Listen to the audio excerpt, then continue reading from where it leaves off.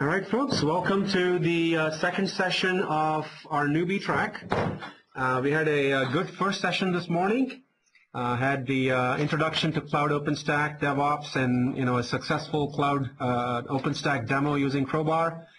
And then we had a session by our partners at SUSE, and Enstratus did a great presentation on how to use their product for orchestration and VM management and billing and financial controls.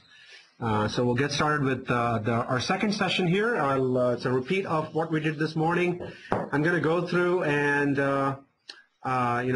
introduce Cloud OpenStack, talk a little bit about DevOps, and while we're doing that, I will go ahead and actually install OpenStack from scratch and get it all up and running in less than an hour and a half. So there you go. So let's get started with this slide deck here real quick. When we get started from the beginning, question about why cloud computing. I'm assuming you have some working knowledge of what cloud is. You've used Amazon or VMware and understand virtualization. So what we hear a lot about, regarding cloud computing, there are two basic business drivers for it. One is agility, time to market, and the other is cost efficiencies. So shorter deadlines require fast access to resources, and IT is notorious in providing resources in a timely manner. And cloud attempts to solve that problem and start giving them resources when they need it, as they need it, and that's kind of what Amazon has proved in the public cloud world. And what enterprises are trying to do is, how can I get that same kind of agility that I can get from Amazon and bring it into my data center behind my firewall? The other thing that we're all familiar with is the whole tightened budget situation and the recession and so on, which means more and more companies are asking their IT departments and their users to do more with less. So use the same hardware, squeeze more efficiencies out of it, get more utilization, and that's really what's driving companies towards the cloud. Now, you may ask, what's the difference between cloud and virtualization? Virtualization has been around for a while, VMware being the 800-pound gorilla in that market. But if you really look at it, virtualization is essentially focused on one server at a time. The hypervisors have come a long way in the last several years, and they provide a great abstraction layer between the apps and your server, specifically one server. And that's great. It works. But then if you start scaling your stuff up, they provide hardware abstraction, and you can squeeze more out of each of your servers. So you can get more VMs running, so you get more utilization. So you're solving a piece of the puzzle. You're trying to get better utilization and then your budgets and so on. But then when you start scaling your operation, as your environment grows and you have not just one server, but not just dozens of servers, but hundreds of servers, then in a VM world you start to get into a manageability issue, a management and control issue, and it's typically called the VM sprawl issue. And then you get into questions like, how do you make your apps work with this sprawling infrastructure in an efficient way? How do you make your apps cloud aware? How do you provision new VMs? You have all these servers lying around. You got to have control over what's happening there. You need to know where to put them, how do you provision them, etc. And then you want to provide more capabilities to your end users and admins so they can do much of the stuff on their own. Self-service. Go to a portal, get what they want. Just like they do with Amazon today. And then finally, as these things become bigger and bigger and scale is an issue, how do you keep track of it all? So these are some of the questions that people start to run into, challenges that they run into. And so what's missing is what we call the cloud management layer, which orchestrates all of that for you. It abstracts out not just one server, but a cluster of servers, or even better, an entire data center. And that's when, you can start to see the benefits of automation, you can start to see the benefits of operational efficiencies and all of that stuff. So what is needed then is a cloud operating system that adds a level of automation and control at scale. So you can have pools of resources, compute resources. You can have pools of storage resources. It will automate the network. It will take care of all the mundane things you have to take care of as a system admin or an IT administrator in a very large data center. And that's really the promise of the cloud operating system. So you can have compute pools, you can have storage pools, network pools, and it's all managed by this one layer called the Cloud OS. So that's what OpenStack promises to do, not just in the public cloud arena, and there are some well-known public cloud vendors out there, Rackspace being a prime example, that have some of the world's largest public cloud deployments. And that's powered by OpenStack.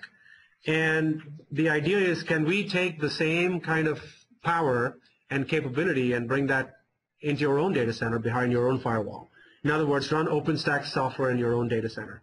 And that's pretty much what I'm going to be talking about during this demo. Crowbar actually allows you to build your own OpenStack cloud, a private OpenStack cloud, in your own data center from the bare metal up to a running operating environment. And we'll see how that works for the rest of this session. So what is OpenStack? Really quickly, it is a open source cloud operating system. So we just talked about what a cloud operating system is. And OpenStack is a way of implementing that using open source. It's being built by a worldwide community of developers. It's not owned by any one company. There is a OpenStack Foundation, which is backed up by the who's who of the industry, including Dell, HP, IBM, AT&T, and a whole lot of companies that are working on the mission of keeping OpenStack an operating system that is open, that is open source based, and that allows it to use a number of contributions from across the community. And over the last 2 years, OpenStack has come a long way, and there's been a lot wide-ranging community support. What you see is just a subset of all the companies that are involved in the OpenStack movement. There are over 3,000 members today, something like 170 and 180 companies that are part of the OpenStack community, many of them active contributing members. And it's growing every day, and it's amazing how far OpenStack has come in just under 2 years.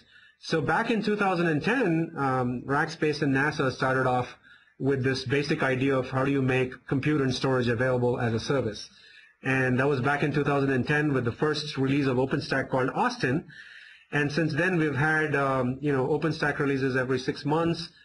We've had a Glance service called image service called Glance. There have been several enhancements to compute and storage. There have been a number of additions to the hypervisor supported, which is the other great thing about OpenStack. It's not restricted to any one particular hypervisor or any one particular proprietary solution. It's an open solution. It allows you to use a number of different KVMs. And lots of stuff is happening now. The most recent OpenStack community release was Essex, which was released just last month. And a lot of interesting things are happening. People are building networks as service, volume as service. There's identity and authentication that's going on. People are talking about inter-data center and federation services.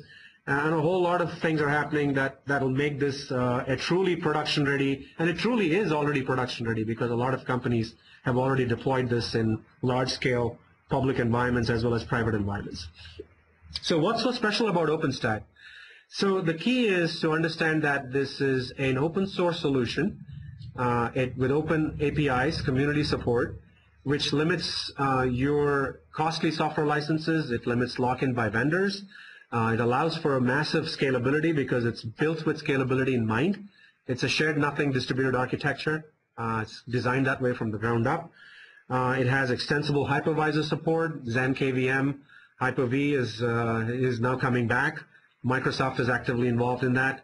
And standard APIs, which is great for the community and for the development of OpenStack.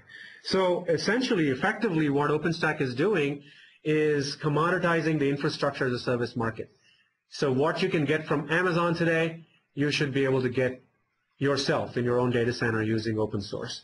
So it's a very powerful idea, and a lot of companies are actually starting to use it.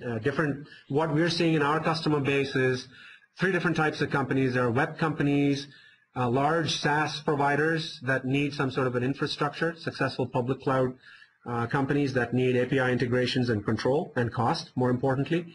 Hosting providers are looking to scale using OpenStack.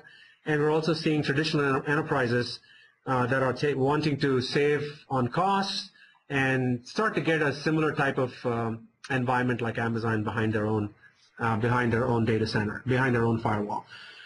So that's sort of what's going on with OpenStack. Our vision for OpenStack, if you look at this taxonomy diagram, you will see that there are a number of the pieces that are in red are basically the OpenStack pieces. The Nova is the compute piece, and Glance is the image service. The object storage is provided by Swift, and the authorization service by Keystone, and Dashboard is the UI. But if you look at this overall picture, you'll see that doesn't really provide you with everything you need to run a true operational cloud. There are a number of other services you need. You of course need operating system. You of course need hypervisors. You need to look at the physical infrastructure. And there's a whole piece that people overlook, and they don't understand that cloud is all about operational efficiencies. It's all about operational management, and to do that in a cost-effective manner. So things like monitoring, things like, even simple things like setting up DNS, NTP, a whole host of services that are needed to just get your infrastructure up and running, it's a lot of work. And you need all of that operational pieces also along with OpenStack before you can have a truly functional, operations-ready OpenStack cloud. And of course, there are other pieces to it. Like if you're a hosting provider, you need a billing service so that you can see, how people are using your cloud. You can understand the consumption model and bill your customers accordingly. And you need some sort of management of all of your VMs. You need to be able to monitor applications, security and performance, and so on. So we see that if you have all these pieces together, you'll truly have a solution that will be operational, and you can have it running in a large-scale environment. So with that, if you have any questions at this point, I'd be happy to answer. What I'd like to do is to start kicking off a demo of Crowbar while this is going on, and I'll talk about DevOps in a second, which is where Crowbar comes into place. And I have here a VM environment that I want to show you real quick. And I will be setting up, so let me get rid of this node here. So what I'm doing here is basically an environment that I will be setting up to demo how Crowbar works and how you can bring up a full-fledged OpenStack environment from the ground up. So what I have here, there's an ISO available online. You can bring that down and sort of follow along if you have the appropriate. You need at least 8 gigabytes of memory, and that's the very minimum if you want to deploy a 3-node OpenStack environment. But I'll be doing a 4 or 5 node environment here. I have a pretty beefy laptop with 24 gigabytes.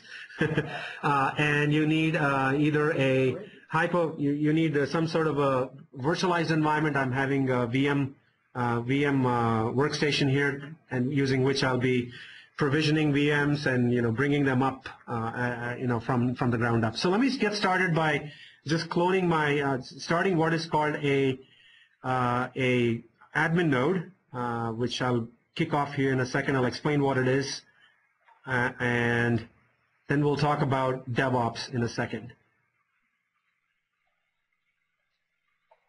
So if there are any questions on the phone, let me know. This is more of an interactive session about OpenStack or cloud. Feel free to jump in. Actually, I had a question about the network. Yeah. Where the quantum piece fits in on that diagram. That's a good question. So there's a question here from the room where quantum fits into this diagram. It needs to be added to the OpenStack pieces. So yeah, it fits into the OpenStack pieces of it, and it'll be somewhere in this area. And obviously, networking is a key piece of a cloud infrastructure. Okay, questions on the line. So there are no questions, so let me go ahead and get started with my next session, which is DevOps. And in the meantime, I'm going to go off and pull this Where is this thing? So I'm going to go provision an admin node. So let me bring up this admin node here. So while that's booting, what I'm going to do is install Crowbar on an admin node, and we'll get to that in a second, how all that works. So DevOps, how many of you know about DevOps? So DevOps is basically all about taking all of the operational things you do in a typical infrastructure environment. You know, everything from provisioning your hardware, setting up your BIOS configurations, setting up your RAID configurations, setting up your NTP server, having a DNS system in the infrastructure, operating system installs. Think about all of those operational things that you have to do and to deploy and maintain over the course of the life cycle of an infrastructure deployment, and think of how you can turn those things into software to automate it, right? So think of operations as software. So that's in a nutshell what DevOps is, and it's also, if you think about deployment, how long does it take for you to take even an OpenStack, even a simple deployment, or an application deployment, how long does it take for you to get a brand new or even an update or a patch into production, right? So if that process is manual and you have to go through a number of steps and a number of hoops to get there, then your process is very slow. And one of the things that DevOps does is allows you to automate much of that deployment process. So there's this idea called continuous deployment, which DevOps actually enables you, in which you can actually deploy on some of the web scale companies we work with deploy multiple times during a day into production, and they have all the things in place for them to do that. And what Crowbar does, and we'll be talking about Crowbar. Crowbar is basically a DevOps tool that takes the DevOps concept all the way to bare metal, to hardware, including servers and network. And there's this concept of infrastructure late binding, which means that you don't have to make decisions about how you want to provision something or when you want to provision something. You can make those decisions much later or whenever it makes the most sense for you. And Crowbar allows you to do that. So I'm going to go do a quick Crowbar install here, and I'll walk you through the steps of how that works.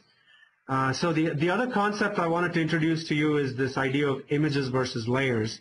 And I'll get to that in a second. Let's go here and go back to the server. The operating system is not found. Okay, I know why. So this needs to be a admin node. Let me rename this to an admin node. And what I need to do is to mount an ISO to this node. This is the ISO we provided that's available for you guys to download from the online location. It has all the bits, all the Nova bits, all the OpenStack bits. It has all the Crowbar bits. It basically gets you everything you need to set up an OpenStack environment. Also, all the bits are in here. So I'm going to be mounting this ISO to this machine here, and I'll reboot this here in a second. So that should get the thing up and running here in a second.